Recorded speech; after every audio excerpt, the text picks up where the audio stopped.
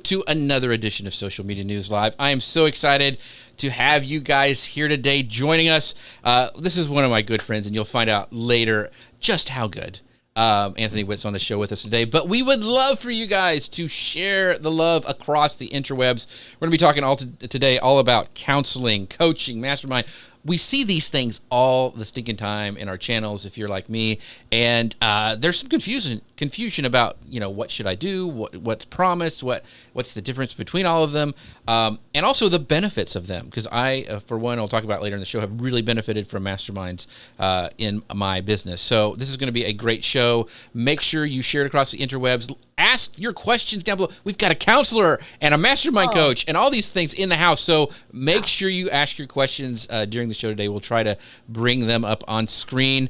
And we got my friend Jim Alt. Jim, it's so good to see you. I haven't seen you in a while. He says, broadcast looks good this morning. Hopefully it looks good every morning, but I'll take it. Yeah. I'll take it from you, Jim. Thank you for doing that. Ian Anderson Gray is a gray box over on my screen. I don't know what's going on, Ian, but he goes, howdy, howdy, howdy. Gary Stockton is, I guess it's just slow coming through. And so he says, good morning, folks. Gary, thank you so much for coming on here. Yvonne from, gosh, man, I have known. Well, she just moved to San Diego, didn't you, Yvonne? Yeah, she says, hey. And Ian is saying, really looking forward to this. I know he even pinged me early this morning, late London time, but early for me. And my friend Martin over at LinkedIn saying, if you are to be successful today, you need to have a coach. Yeah. And we're going to get into that today. Grace Duffy, how are you doing this morning? I am excited to have this show on. Yeah, you wanted this show. Topic. This is your show, by the way. This is my show. Yep. So, Ian is out the gate with a question. So before we get started, he wants to know the difference between counseling and therapy. I use those words interchangeably. Is that okay? Mm-hmm. Absolutely. Okay. All right. Well, that's a great question. Yeah. So we'll be using that interchangeably today for the show. So, Yeah. And so, guys, thank you so much for joining today. I'm going to go ahead and hit go on the podcast machine, go on Amazon Live, and we will get started. Hello, folks. Welcome to Social Media News Live. I'm Jeff C., and you're not. And I'm Grace Duffy, and this is the show that keeps you up to date in the world of social media. There's business coaching. There's counseling. There's mentors, group masterminds, lions and tigers and bears. Oh, my. All of them promise to help you develop your abilities to deal with life's challenges, accomplish your goals, build accountability. But which one do you need to help you grow your business or become more skilled in your career? Which avenue is right for you? And today we have to help answer these questions and more. We've invited Anthony Witt, who just so happens to be a business coach, a licensed therapist, and member of my personal mastermind group. He's going to join us on the show today to answer all your questions. Anthony, how are you doing, my friend? I'm so excited to have you here. I'm doing fantastic. Excited to be here. Excited to have this conversation, chat with you guys today. Yeah. So if you guys don't know Anthony, and you're going to fall in love with him today, you really should. He is the co-founder of Witt House Counseling, and this agency started with his wife and has now grown to become a multi-state operation. Anthony is a serial entrepreneur. Believe me, he is, because he's been in my mastermind for over 5 years. He started managing and selling multiple businesses through his years of experience as an entrepreneur and a therapist. Anthony has developed a unique skill and understanding of what it means to run a business. Because of this, he focuses his time on helping business owners and entrepreneurs from a psychological and therapeutic standpoint to live a life of rhythm amidst the chaos. And I will 100% give Anthony a ton of credit because he really is living and breathing all those things in his bio. So I'm so excited to have him. So Anthony, I have a question. What came first? Were you counseling or coaching, or did they evolve together? Great. They evolved, yes. But for me, it was coaching first. I am married to a wonderful woman, and she's a therapist. And I said, therapy is the stupidest thing ever. Why would you go into that field? Back 20 years ago. And was that your first date? It was not our first date. It was not our first date. But I was like, yeah, you don't need to go to school for that. That's a dumb thing. you know, I'm not even answering your question, but that's how eventually I got to therapy, was Mm-hmm. because I said, the short story is coaches that I knew were saying, "Ooh, you got some anxiety. You should go see a therapist." Or, "You seem like you're depressed. You should see a therapist." And I don't disagree with that sentiment, but my thought was, are we helping these people? Or are we just sending them to different places? Yeah. And Yeah. so I started to kind of work into that side from the coaching, from the consulting coaching side, saying, let's treat the whole person. Let's try to treat the whole person. So that's how it went coaching, then into therapy. Interesting. Awesome. So before we get starting the show, I want to do a big shout out to my friends over on Ecamm. They help make this show possible. They are sponsored the show. They have some really cool stuff coming out right now where they're talking about, Ecamm Simplified, where they're walking through like the product to help you learn about Ecamm, how to do live streaming, set up your microphone, all that kind of stuff. You can find out more at ecamm.tv/simple. That's ecamm.tv/simple.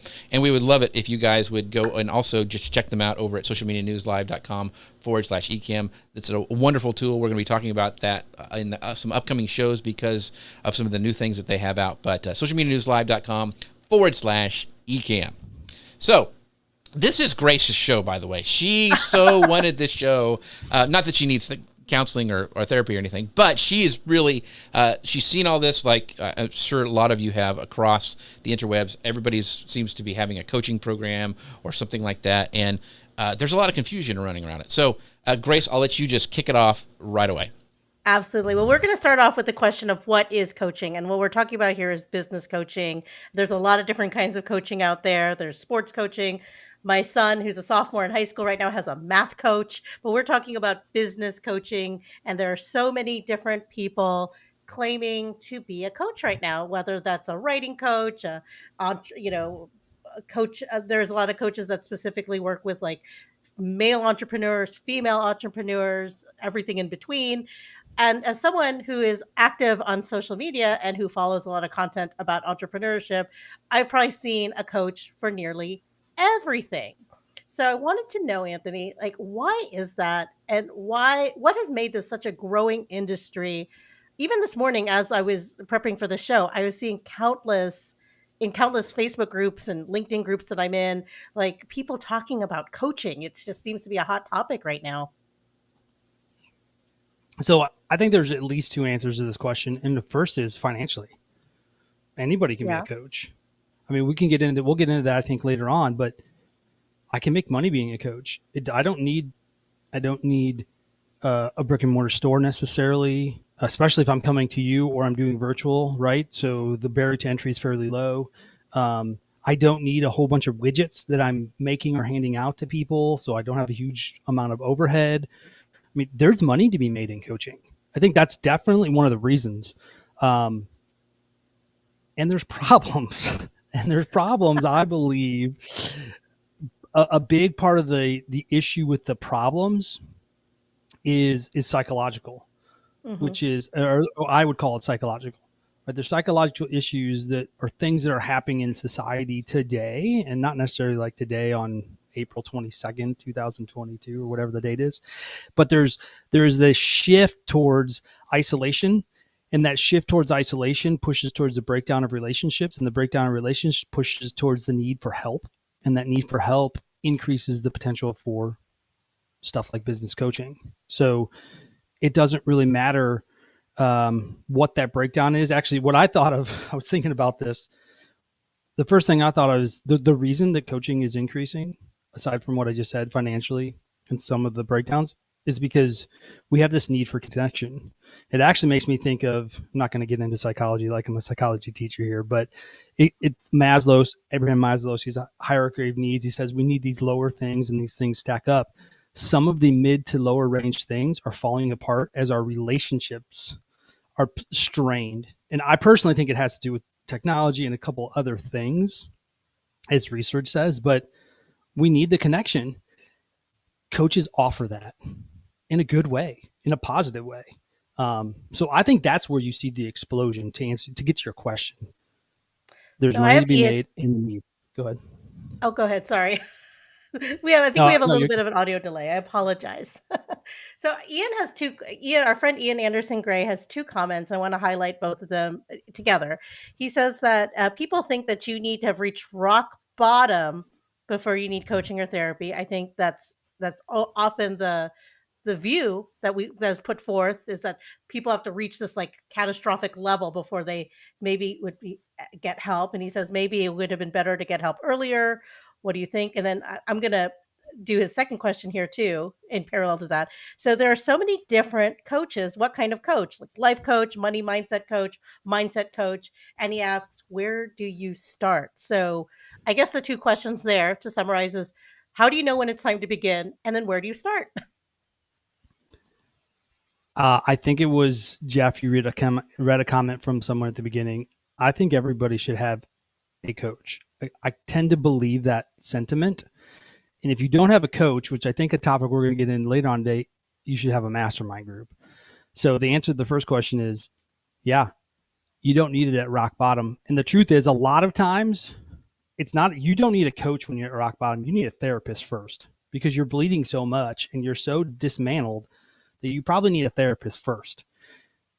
So to answer the first question, I think everybody could use a coach, and that's almost think of that as like a cliche way to say it. The second question is actually probably the more important question, is like, what type of coach? What type of coach should I get? And this goes into my opinion into what is it that you need. The problem I see, and I know you're not asking me what the problem is, but the problem I see is people don't know themselves enough to know what it is that they need or what their problems are to figure out what type of coach they need to hire. So basically, I said people don't understand what the heck the problem is. That's where a therapist might help. But so do I need a life coach? Do I need a financial coach? And I can't remember the other things that he mentioned, but it all depends on where you are. I tend to move towards coaches that are specific, not because they're the expert in that industry, but because they're focusing on that part of that thing for me. Gotcha. So I want to bring up a comment over on LinkedIn from Melody Johnson. She goes, therapy and coaching can be so deeply impactful. And she goes ahead and kind of separates the two. But another thing I think a lot of people struggle with, or we need to kind of define, how does coaching compare to mentorship? Is coaching the new mentorship, or is it something different? Are they used interchangeably? How would you define those two, Anthony? I would say they are not the same. Okay. It might be the new thing, but that's because mentorship is falling out of vogue. And I say that's actually probably a detriment, because what a mentor does is, a mentor is someone of wisdom, someone that has a bunch of knowledge. They're an expert in the industry. A coach doesn't need to be that, because that's not what a coach's job is. A coach's job is to help you get to where you want to be, to help you get to the place you want to be, help craft plans and designs on that specific topic, whether it's financial, life, whatever the topic might be. A mentor gives you the ability to learn and grow wisdom in a specific field, but also with life, right? So right now in my life, I have a coach, I have a mentor, and I have mastermind groups. I don't always have those things. Right now in my life, I need an expert in this field that I'm in. So I have a mentor that has been in every major segment of psychology and counseling for the last almost 60 years. He's not my coach, but I come to him with so many questions, and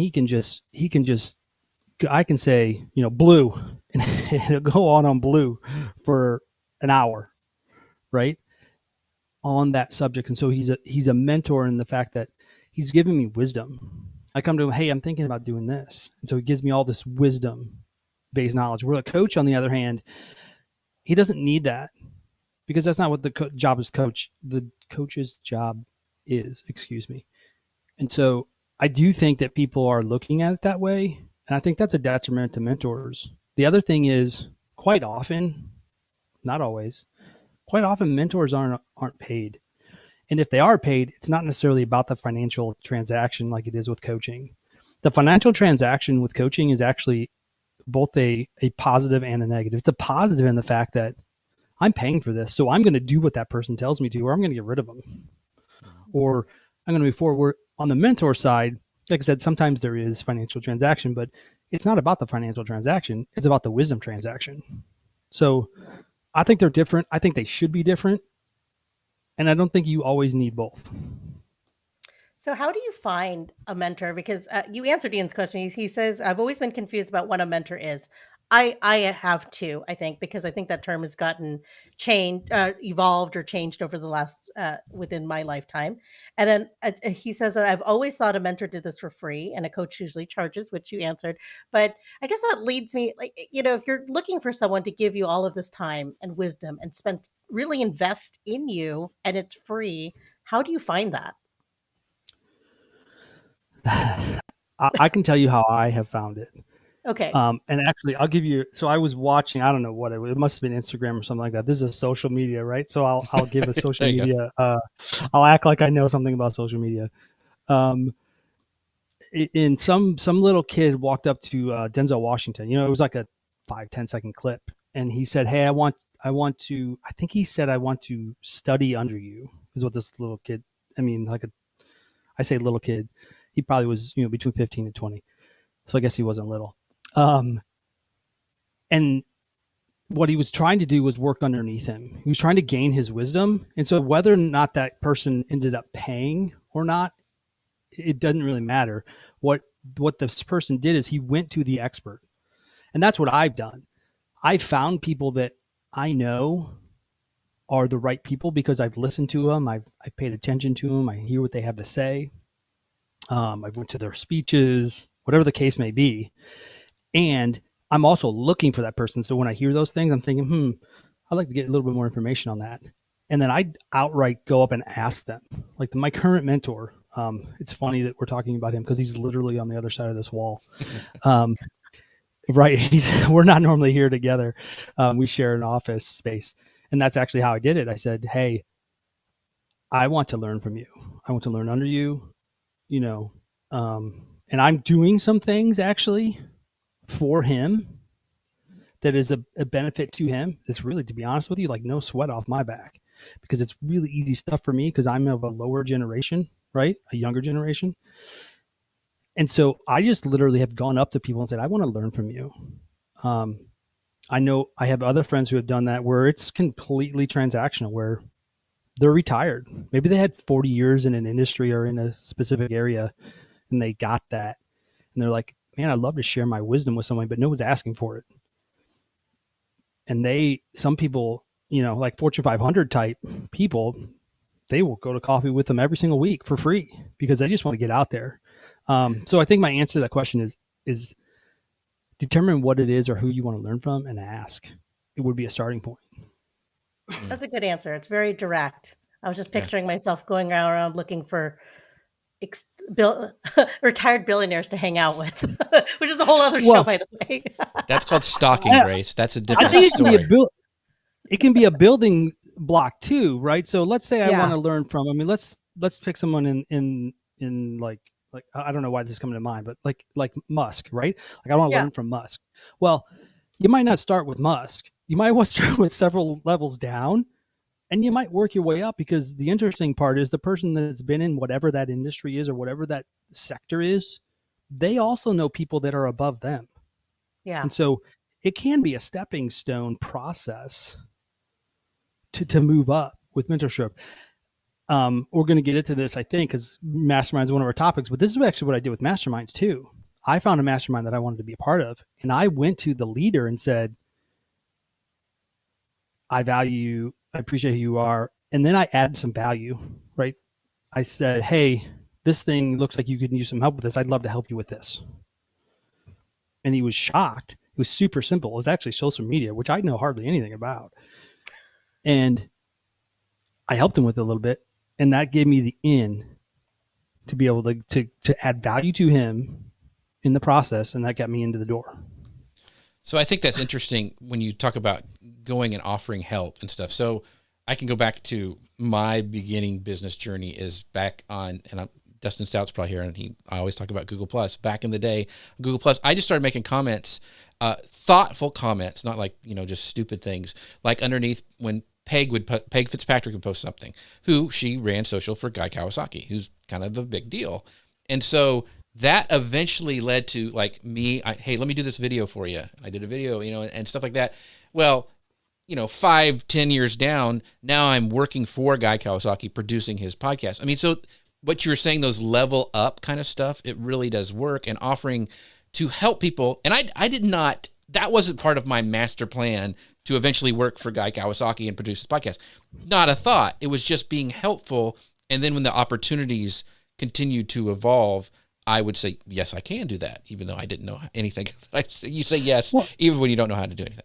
But, so here's where I struggled with this, right? And I've learned this, and I could do a whole show on how I ended up with some pieces of real estate that I've ended up with. And Jeff, I know you and I have talked about it. All I've done is solve the problem. Mm-hmm. Everybody has a problem. Everybody has a problem. Elon Musk has a problem, or whoever you want to talk. They all have problems. Can you solve one of their problems? The issue for most people is I don't know what their problem is. Yeah. I can't see their problem. And that might be the case. So what I encourage people to do is, are you looking, and are you continuing to look? Because if I say, hey, I want to be a mentor of Jeff today, and I say, he doesn't have any problems. He's got a super sweet background in his thing, and he's got a sweet beard. Like, how am I going to help him? I don't know what to do. I guess he can't be my mentor. No, keep paying attention. Keep listening. Eventually, you'll be interested. I was listening to a super high actor lately on, again, I think it was Instagram. And I heard in his voice and what he was doing, I heard problems, like direct problems. I bet you 99.9% of people did not hear the problems that he said, because I was listening for problems. And so when you listen for problems, you can start then solving the problems for the people, and it doesn't mean you solve it. It might be, hey, I know the person that can solve that problem for you. So then what are you? You're the connector. You're still a problem solver. You're still entering yourself into the person's life. Very cool. All right.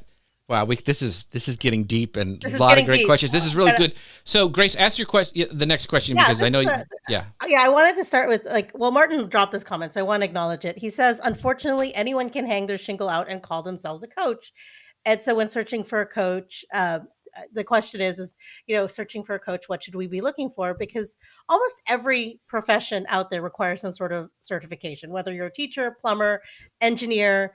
There's a certification you have to do. They're defined in specific degrees if you want to get into law or medicine or counseling, because you're responsible for people's lives and their health. And then you even need credentials to go into something like finance or real estate, because you're managing people's money. But what does it take to become a coach? Is there a training or a licensing or even a certification required that's before you can even call yourself a coach? Is there some sort of way? I think people look to outside organizations for that assurance that this person has been vetted, they know what they do, I'm not going to be led astray. And I think that's a big fear, is that people don't want to be led astray, and they want to know where to put their trust. So I'm going to give a story, and then I'll back it up a little bit. So I think the shortest way to answer is I'm a part owner in a car detailing shop, and mostly I sit on the board kind of as a mentor at the top. And we were talking about developing, the company's name is Midwest Best Detail. It's in the Midwest. Super simple name, right? And we're in the process of developing, and we've gone to this mobile platform where we have vans. And so we are developing what we call the Midwest Best certification. So detail certification, detailing cars, right? Cleaning cars. We made it up. It means nothing. All it means is that you can do what we want you to do the way that we want you to do it. There is a lot of how the coaching industry works. Now, not all of it. So hold out on a second before coaches get mad at me.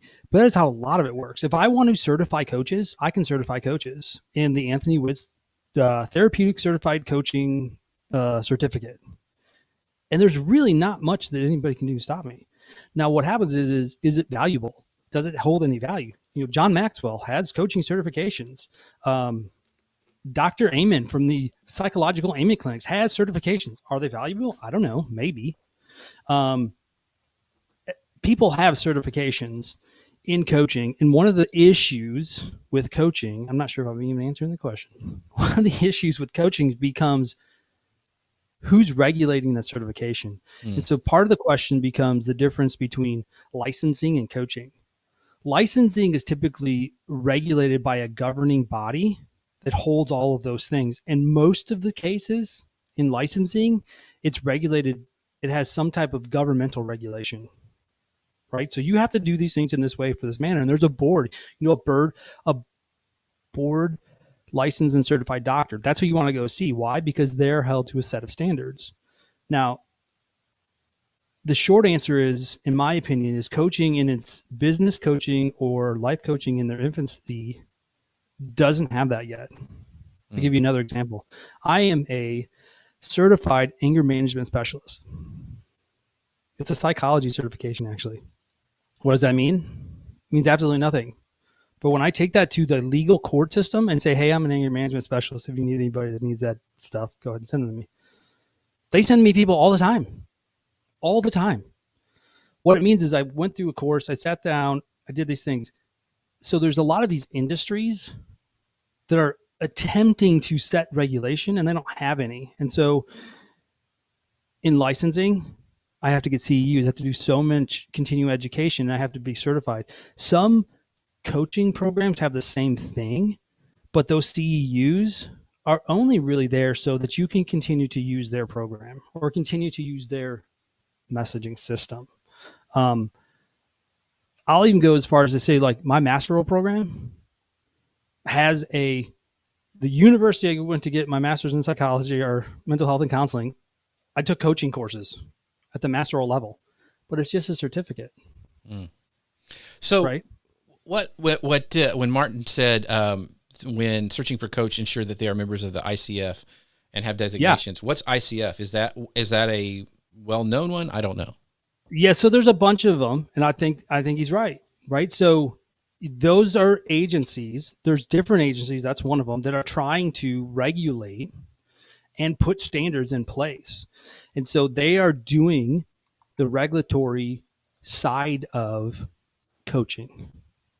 Does that make sense at all? Yeah. So I agree with that.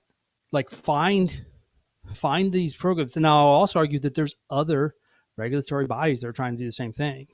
Eventually what happens in industry, this is like a study of like business and industry. Eventually what happens in industry is one group overtakes the other. Yeah. Gotcha. And that group becomes the regulatory body. I don't believe we're there yet in coaching. Gotcha. So you like the ICF? Great. Use the ICF. I think that's a great one. So we're just not there yet. Gotcha. So ICF is International Coaching Federation, right? Just to verify. Okay.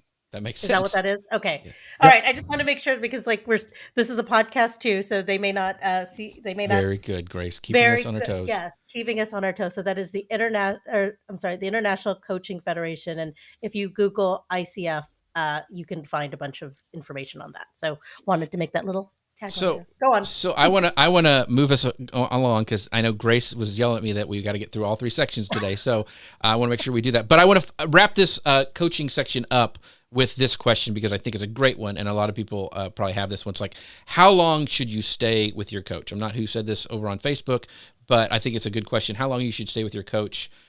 Is there, I know sometimes there's packages you can buy with coaching. Sometimes it actually is for a set amount of time. They say, like, this is going to be a 3 months coaching platform to get you kicked off on whatever platform or whatever. But what do you say, Anthony? How long should you stay with your coach? So let me not answer that question. Answer the question you didn't ask yet. Okay. I'll come to that question. A lot of this is, again, I feel like I need to preface this as this is my opinion, but a lot of that, this is this long, this is this, that's actually marketing techniques, right? So those are infrastructures that they've developed to get, and sustain their company, right? Does it happen in 3 weeks? Maybe. Can I push it into 3 weeks? Yeah, probably. Does it need to be?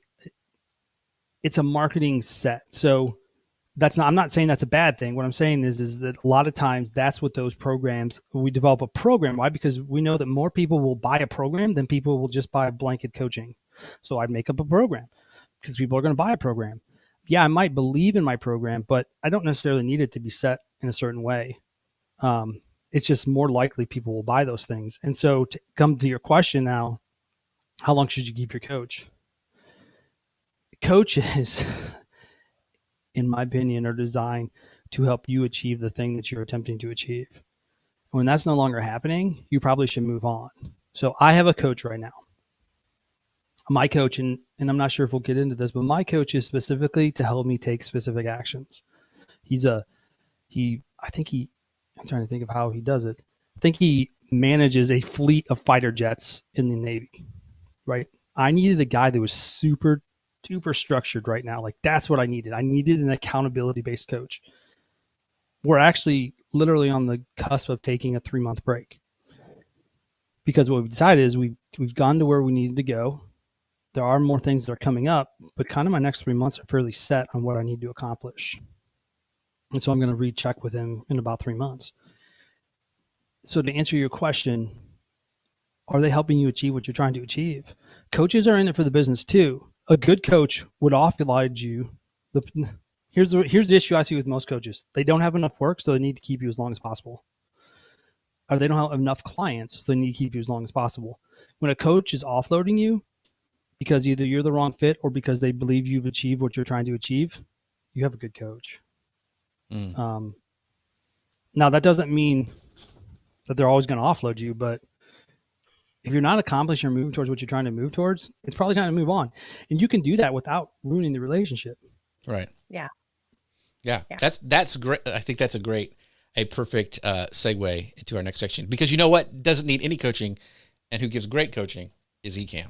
That's right, folks. They're the sponsor of our show, socialmedianewslive.com/Ecamm. They are what make this show possible. And they do have, I was kind of being silly, but they do have some great coaching. If you want to go over to ecamm.tv/simple, they walk you through how to set up stuff. I mean, I really don't know of another brand that does so much stuff for their community and teaching them the platform. They do great stuff there. They also have it's Create Every Day in April they were doing. This is the last week for it.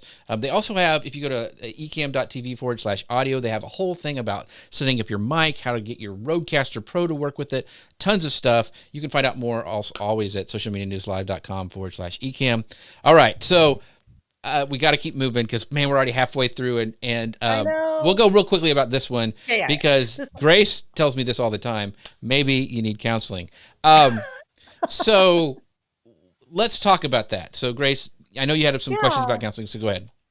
I did. So there, over the last 2 years, there have been a lot of friendships and communities that have, quite frankly, been devastated for many reasons. And for some, that has meant, a profound loss of close ties, grief. But it's probably even as simple as like, hey, that group that used to meet every Wednesday night fell out of the habit and they just haven't gotten into it. And you've lost that sense of community. You've lost those support systems. And either way, whatever we're all going through, we're all having to balance our mental health along with our careers. And, we've talked a lot about coaches, but coaches are not counselors.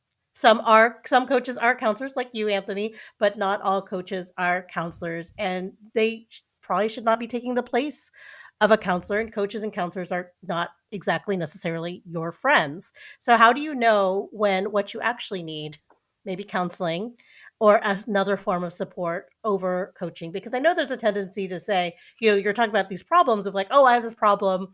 Like I just need more growth in my business, but really the problem is that you're lonely and you're looking for someone to talk to.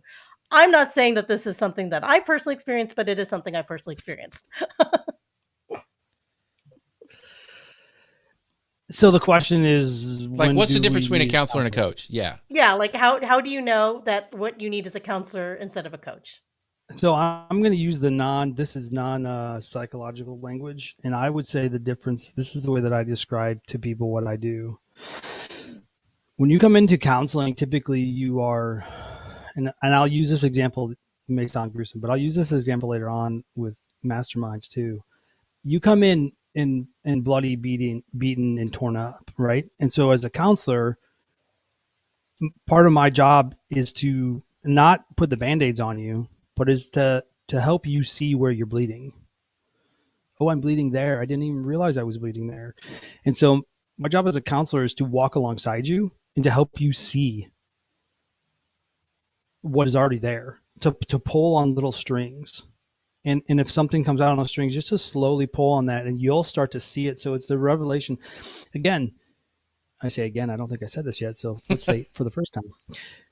It depends on what therapeutic approach you're using as well, which we don't have time to get into that at all. But generally speaking, most counselors in America use the therapeutic approach that is relational. And I'm going to walk alongside you and I'm going to help you see what's already right there in front of you. Right? Yeah. Little pulls. And so all I'm doing is helping you. And so you start putting the Band-Aid on. I didn't put the Band-Aid on. All I did was kind of pull and said, oh man, what's there? You're bleeding. So you start putting the Band-Aids on. What a coach does, this is really oversimplification of both of these things, but what a coach does is the coach takes it to the next level. The coach is like, okay, you're all bandaged up. Let's start working on therapy. Let's start running. I know we said coaching and therapy the same thing, or I mean counseling and therapy, but it's time to do therapy in the sense of we're going to do 2 miles. Like today is a 2 mile day. I'm going to help you do 2 miles. You need to do 2 miles. Right. And so they're helping you along the way. You're increasing your capacities. This is a great thing from Ian. It's great, this is I think a good point. He says, "Is a counselor someone who helps you articulate what you are feeling and thinking to work out what's deep down and causing you the issues you might be feeling?" Is that what would you say a counselor is, Anthony? I can agree with that definition. Okay, you didn't seem too excited about it. Well, no. So what you hear in my voice, and so this is like me therapizing myself almost, is the fight within counseling as to what counseling is and what therapy is. That's the hesitation you hear. But yes, no. So another simple way to put it is counseling is helping on the psychologically, mental, belief, thoughts, actions, and coaching is helping you take action towards something. Okay, perfect. That makes a lot of sense. That's a soundbite. Yeah. That's a soundbite. That's it. That's repurposing. Put a marker in it. There we go. All right, I'll see you later. There you go. That's what we needed. You've done your job. We got our one quote. And to your point, you said this earlier, but there's a lot of different types of counseling, a lot of different types of therapy, and one that works for one person may not work for another. So, general blanket statement. And on this point, let's wrap up. We'll wrap up this section because I really do want to talk a lot about masterminds. What you should look for in a counselor. So I'm assuming you need to look for not just somebody who hangs out a shingle that says they're like a counselor, but somebody who's a licensed professional counselor. Is that what we need to look for, Anthony? I can't say anything but yes to that, even if I want to say something different. Because you're a counselor. Gotcha. So, Well, the answer, what you're looking for in a counselor, there is similarities too, because counselors focus on, like, I have 2 primary focuses as a counselor. My 2 primary focuses, I do marriage and family with my wife. We work together, both of us in the same room. And then I personally am best with businessmen. And so that's my focus. Do I see business women? Yeah, I do. Do I see 16-year-old girls and 95-year-old men? Yeah, I do. I have both of them. But my focus is businessmen because that's what I'm best at. That's not a slight to business women at all, but that's just what I'm best at. And marriage couples, but specifically business marriage. So people that own their own businesses, whether the woman owns it or the man owns it, couples. And so I would encourage people to look at the information that you can find about these people. A good place for this is actually Psychology Today. Mm-hmm. Wait, did I say that right? Yeah. Right. Yeah. I'm trying to think if that was the right platform. And all it is it's not a man, oh my goodness, I'm having a. That's right. They have a pretty thorough. Thank you. Yeah, they have a pretty thorough. What it is simply just a database of counselors, and not all counselors are on there. My mentor's not on there. but a lot of counselors are. So my point being, and what they do is they just write a bio. Like, this is who I see. This is who I normally look at. And so that's a good place to platforms like that. Like, if we are taught to see all people and legally are basically bound to see all types of people. So you could go to anybody, but some people are going to be better at it. Some people are going to have expertise in certain areas where others don't. Mm-hmm. Okay, that's awesome. So counseling, I mean, we're diving deep in. Did you ever think that I'm so excited we were able to do a show like this. It's just makes me super happy. So our next question is actually brought to us by Volley. And, we've been talking about it a couple times in this past couple shows where you can actually ask your questions. We got a community over there. You can leave video or, just audio or actually just a text. And you kind of interact with the community and you can actually ask questions that we can bring on the show. And so we have our friend Mitch Dong who asked a question, and you can do it yourself at socialmedianewslive.com/chat. So socialmedianewslive.com/chat will take you right to our Volley. We would love to talk to you guys over there. I know Gary and some the other people are really great participants over there, but I'm going to play Mitch's question and then Anthony will be able to answer it. So here we go. Hey, Jeff and Anthony, I'm really looking forward to the show. Question for someone who's never explored masterminds, coaching, one-on-one or group coaching, what would you recommend people start with? And if the answer is it depends, which I suspect it might be, what questions should we be asking ourselves when considering what's right for us? Looking forward to it. All right, Anthony, what do you say to old Mitch? I say the simple answer is you start with masterminds, because a mastermind is a community that's going to go with you. You may switch mastermind groups throughout your life, but really what you're looking for is a community, right? A keyword or a popular word is you're looking for a tribe. And so I say you go with masterminds first. And this is not a question that was asked there, but part of the reason that we have masterminds or the need for masterminds is because the breakdown of local relationships. If I had those relationships locally, and you can have masterminds local, but if I had those relationships locally and in the communities that I exist, I might not need masterminds, but right now we do. So we need these in society right now. So I would say you start with masterminds, because in my opinion, coaching and even therapy is a process that you work through and you move on from. I'm of the understanding and belief structure that, yeah, you may move on from a mastermind group for a variety of reasons, but ultimately what you're looking for is a long-lasting relationship, because masterminds don't work in an hour, and they don't work in a month, and they don't work in 3 months or 6 months or a year. They work over a longevity spectrum of time.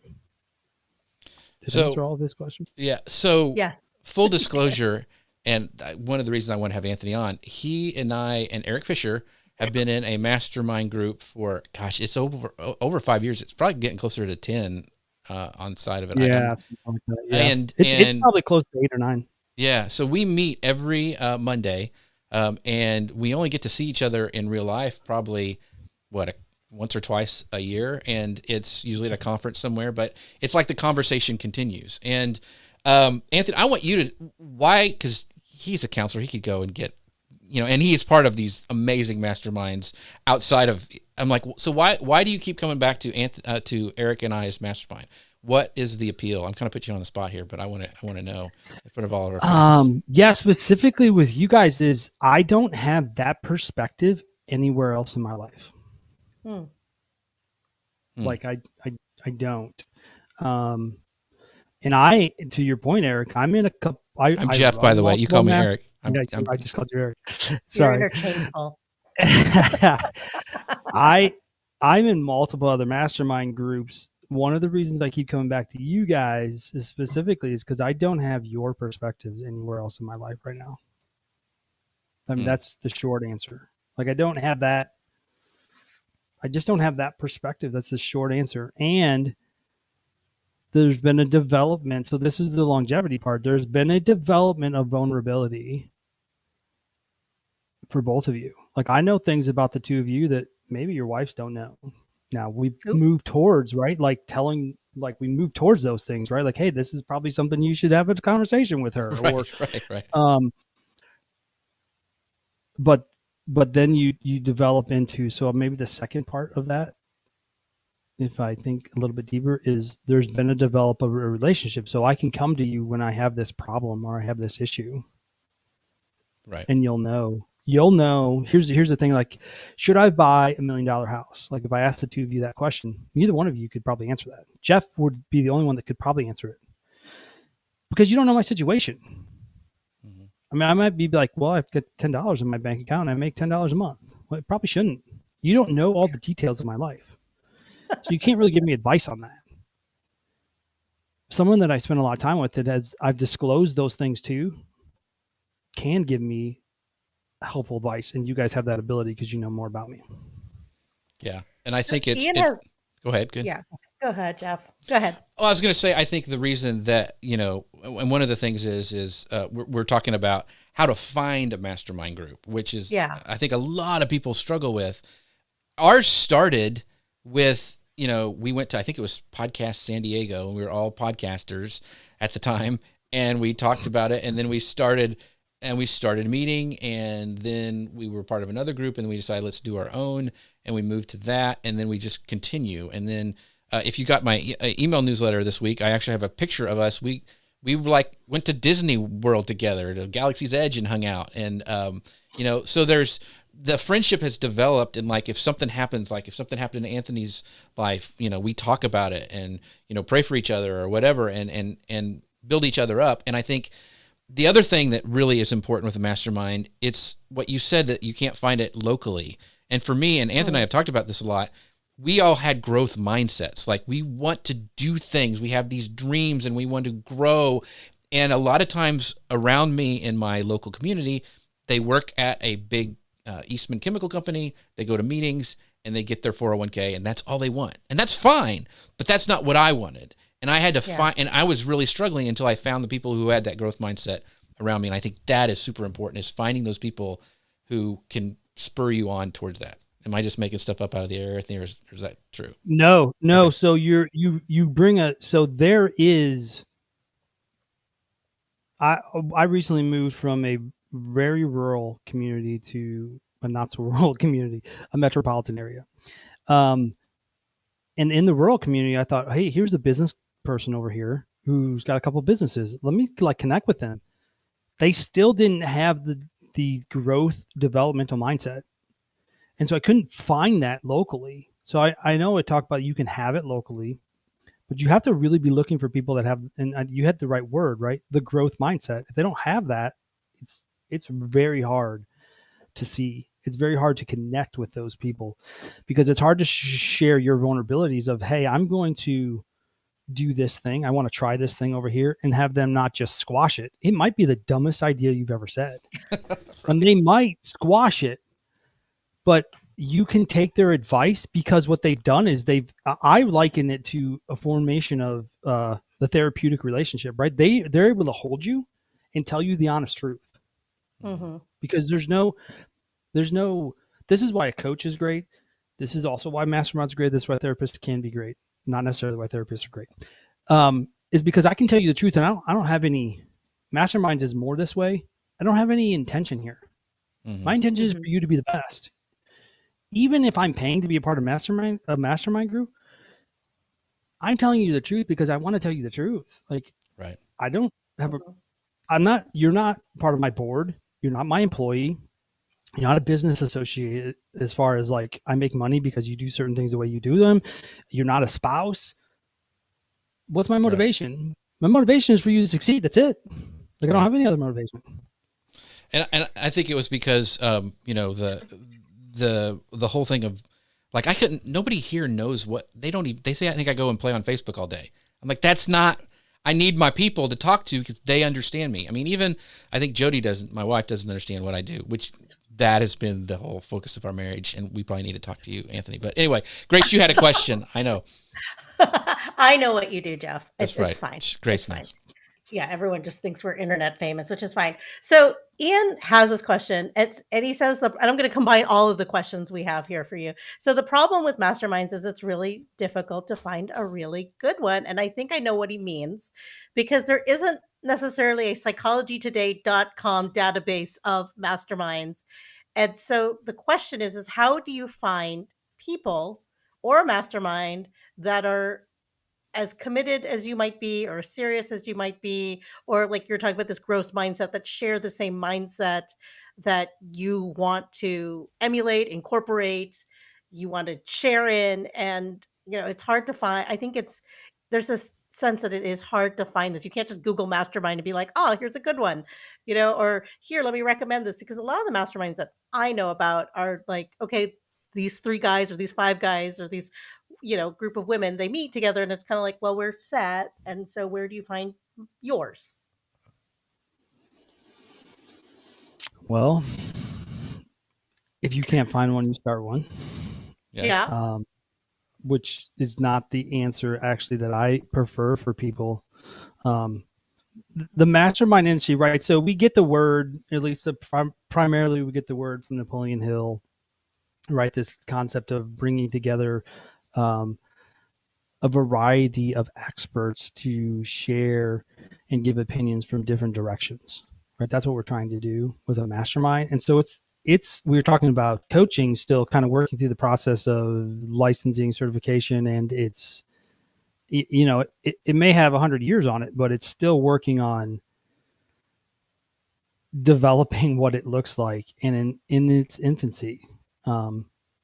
Same thing with masterminds. They're still in their infancy as far as application. And I see them only growing because of, again, the breakdown of community. And that's not a political statement, I don't think, but there's a breakdown of community. Some of that has to do with even technology. Like, I know COVID some people were like, this is amazing. I can stay in my house and I can meet all these people online.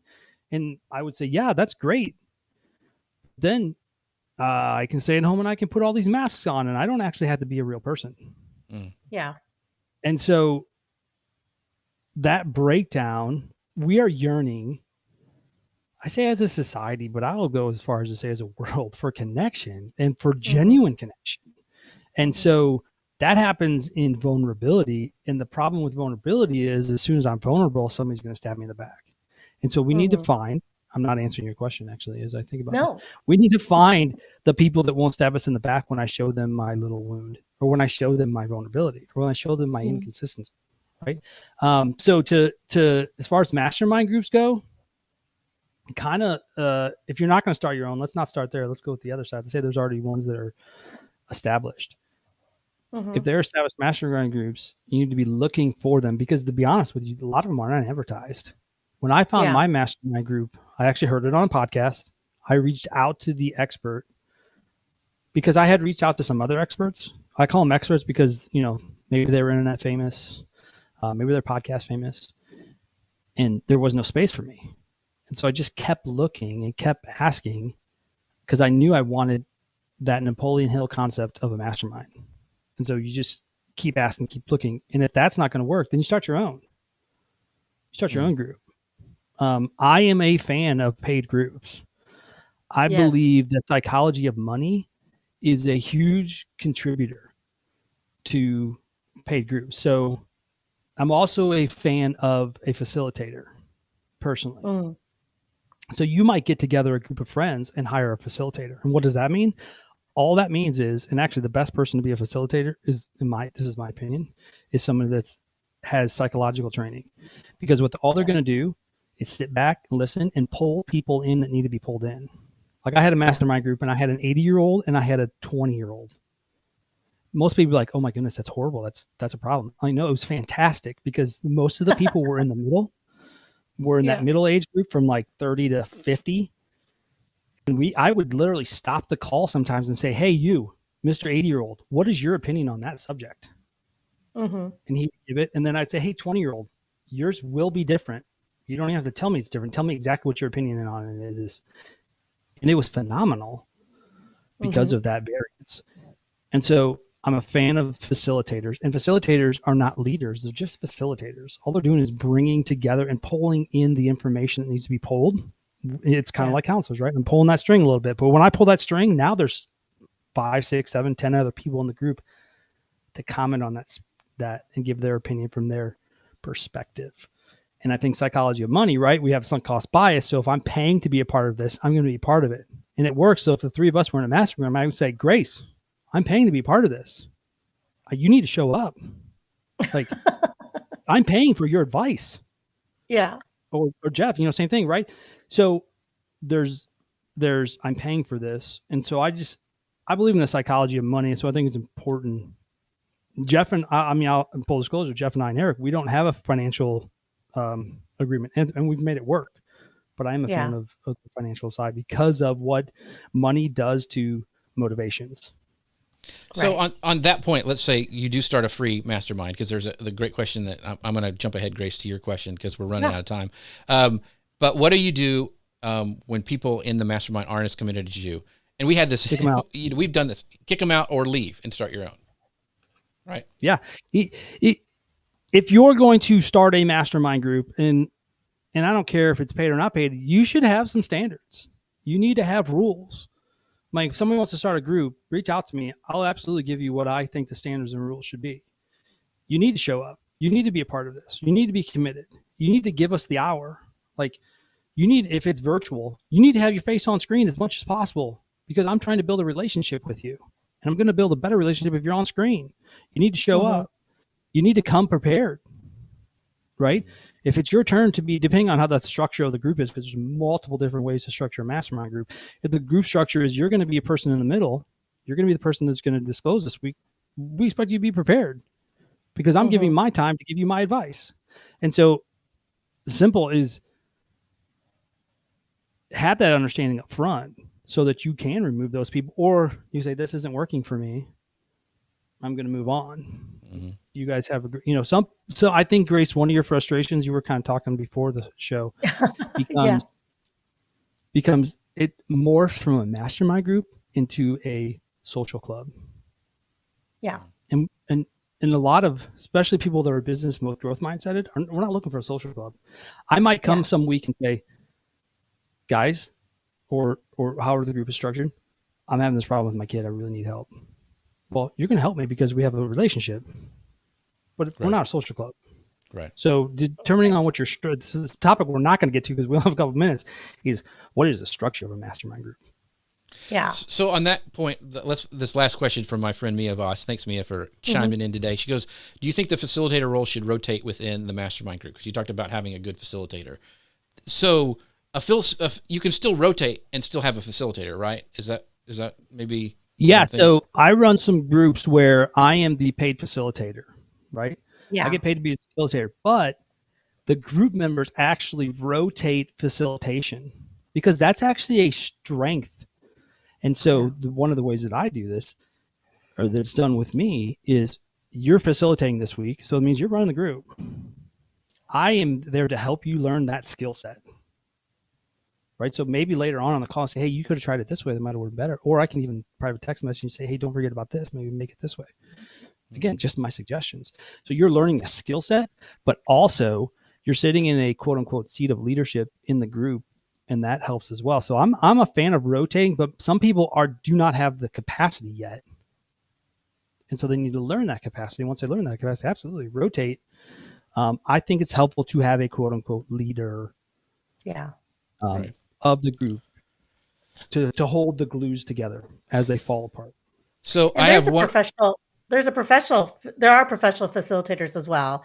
I've done this training through Junior League here in the county I live in, and there are actual professional facilitators. And in the training I did, it was about someone who wasn't part of the process. They kind of were like, this is a weird term, but like they birthed the process, right? It was like a midwife or a surrogate, where they were like, you were doing all the work, but they were there just to support you and help you. So there are also people that are professional facilitators, and that's what they do. Yeah.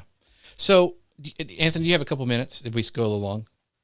Yeah. Because a lot of times he'll just leave. He has a hard cutoff at our mastermind. So I needed to ask. I do not have a hard cutoff today. Good, because so we're having some great conversation in the chat, and I think this is we've kind of struck a nerve, and I think I would just one more kind of question or comment. So Ian brings up this point. This is the one I wanted. Sorry, wrong one. He says it's about money. Arguably, it's at the start of your business journey. It's when you need a mastermind or a coach the most, and that's when money can be tough. And then he goes on to say, when I first started my business years ago, I had zero money. A coach would have been a game changer, but it just wasn't an option. So, what do you tell these people who are desperate for a mastermind and coaching and some help? What we've been talking about, and I totally give credit for where I'm at in my business from our mastermind that we have and the other ones that I've done. So I know it's super important and people want that. What do you tell people like, I just don't, they're charging like $1,000 a month. I know it's a great mastermind, but there's no way I can pay for that. What do you tell people who say money is an issue? So there's two different things there. You have the coaching side and you have the mastermind side. Mm-hmm. So from a therapeutic standpoint, one of the things we do is we do not see people for free.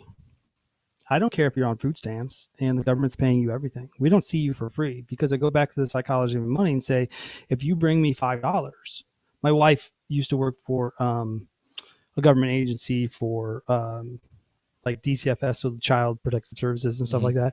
They would still make them pay $5. I think that was the lowest. Maybe there was even a $2 charge, right? And so when it comes to coaching, I'd say the same thing. Yeah, you might not be able to hire. I'm trying to think of a super high coach. For some reason, the only thing that can come in my head right now is like John Maxwell. I don't even know if he coaches. Right. But like some, hey, it's, I'm $5,000 a month. Yeah, you can't hire that person, but you might be able to find somebody that doesn't even know that they have the capacity to be a coach and hire them. Like, I don't know enough about Grace, about your everything you do. I know some of the stuff you do, but I might be able to go to Grace and be like, Grace, I'm this person. I appreciate you. All this stuff. I want to hire you to do this.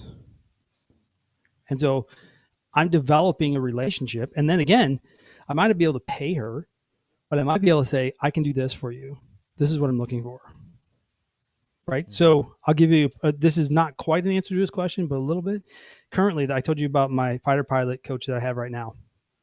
He was not coaching.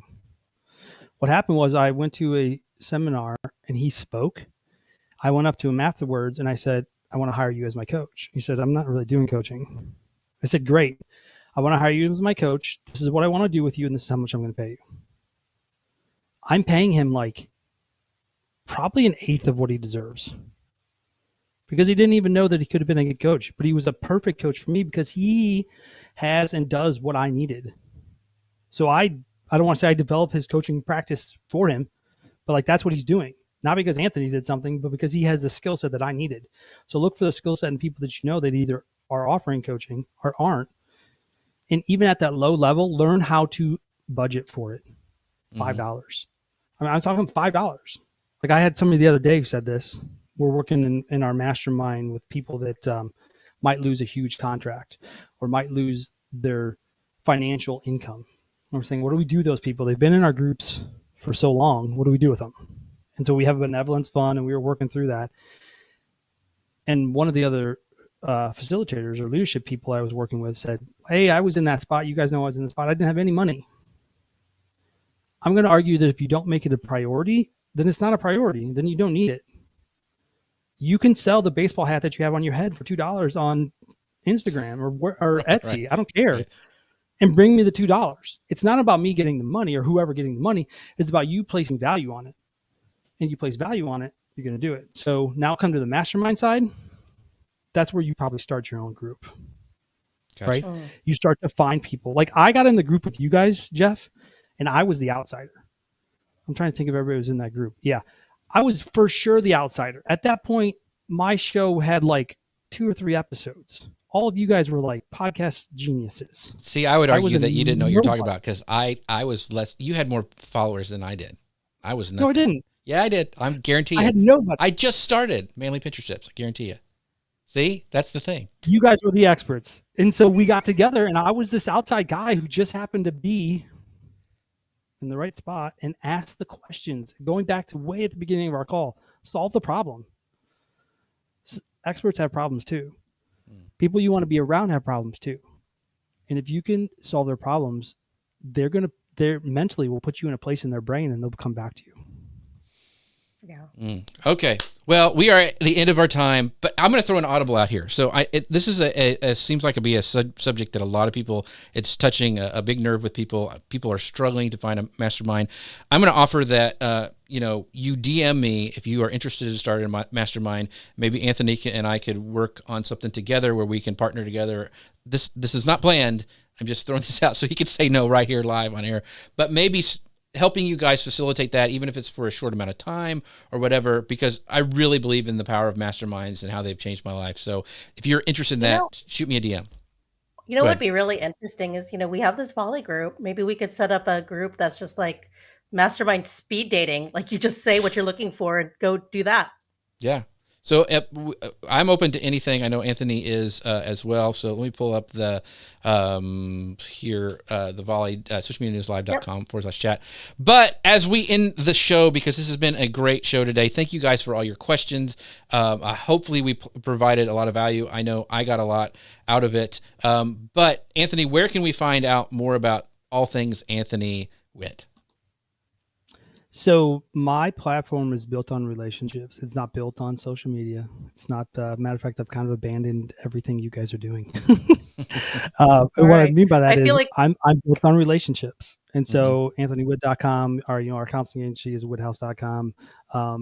My contact information is there. Yeah. I've got another cell phone that you're not going to get, but you can contact me, and this stuff comes directly to me or to one of the people that I use. Because my business, which we didn't really talk about, which is totally fine, is built on relationships of business owners. So reach out to me at those spots. Awesome. Where can we find all things amazing Grace Duffy? You can find me here every week with Jeff. Except when I'm not, which I actually won't be here next week. What are you doing next week? What's your show about next week? We're talking all about, we're having Pinterest Tailwind is coming on, talking all about some trends that they have seen in social media, not just Pinterest, but they do a lot of stuff on Instagram as well. So it's going to be a really great show because they got a lot of cool data. So we'll be talking all about that. But I wanted to give a big shout out to all of our friends, Dustin Stout, Gary Stockton, Yvonne was on here, Ian Anderson Gray asked some great questions. DJ Strick, it's good to see you there. He says, yes, I need to find a group. DJ, hit us up. We'll see what we can help out with because it really does make a huge difference. So thank you guys so much for joining us today. You can always find us on Facebook, LinkedIn, YouTube, Amazon Live. Our next show is Friday, April 22nd, 11 a.m. Eastern, 10 a.m. Central. Thank you so much, Anthony. Thank you guys for watching. We will see you guys next time. Bye, everybody. How'd you get your video like that? Right, you got us over here looking like a hot mess. No, it's actually a powerful live streaming app for Mac called Ecamm Live. So you're able to use your mirrorless camera as a virtual webcam, and you can tweak the colors right in Ecamm Live using their camera effects, and then bring this video right into Zoom, Google Meet, and pretty much any other virtual meeting app. You can even stream directly to Facebook, YouTube, or LinkedIn and bring in comments right onto the video.